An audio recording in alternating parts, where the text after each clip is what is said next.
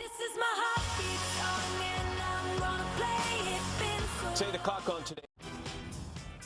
Okay, this morning we're starting something new and we're calling it Save Time Today from your home to the office. This is for anyone who feels like there aren't enough hours in the day. Don't we all feel like that? Hoda's here to show us what we can do to change it. Hoda, good morning. Try to help us all out on this one. If you're always busy and your to-do list never ever ends, listen up.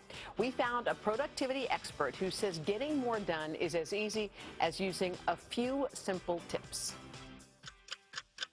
Good morning. Yep, Sweetie Ed. Do some good brushing. Kiss Daddy goodbye. Laura Vanderkam has spent the last 9 years figuring out how to beat the clock. I'm always looking for ways to do the things that I need to do faster. The author of I Know How She Does It and wife and mother of 4 makes saving time a priority. Time is ultimately a limited resource. We want to save time in order to do the things that are important to us. According to a 2015 Gallup poll, 48% of Americans say they don't have enough time to do the things they want. The numbers are even higher for those with children under 18. 61% of them say they feel the time crunch. So how can we make the most of our day? Vanderkam says the most important thing is figuring out where all your time is going. Step 1, start by keeping track of everything you do for 1 week. Figuring out where the time goes, we can start to see where those hours may be in our lives. Once we know the time is there, it becomes easier to make good choices about it.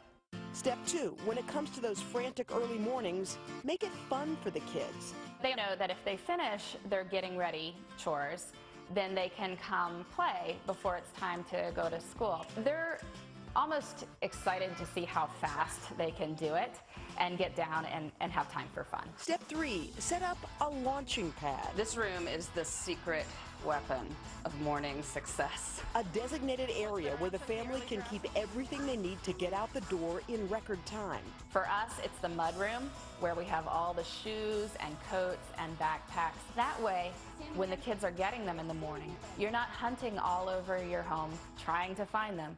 When it comes to the office, Vanderkam has even more ways to save time. Tip 1, tackle your most important task first.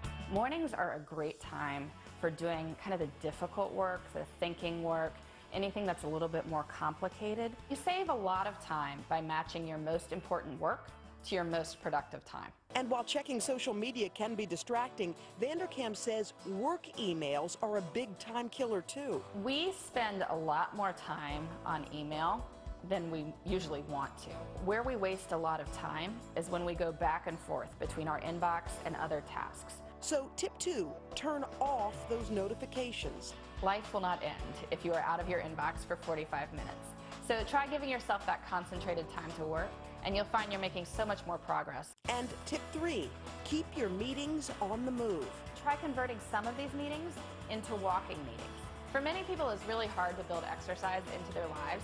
So that is one way you can make sure that you are getting more activity.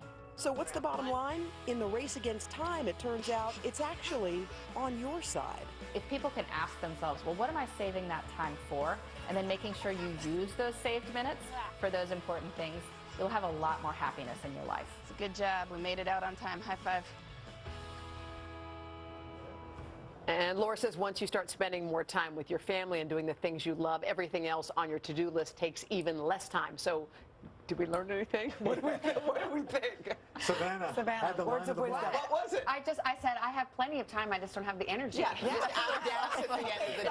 I'm like unmotivated and lazy. You just sit there staring at the list. Yeah, I'm like, and I can't do it. I can't bring myself to do it. Something. That's a good tip, right? Instead of texting Instead everybody. of texting, just pick up the phone and call people. But texting can be faster on certain things, not long conversations. But it can sometimes be a you time lose saver. tone and you're asking. Yeah, not on long things, but meet me here. This is the address. Yeah. All right. Well.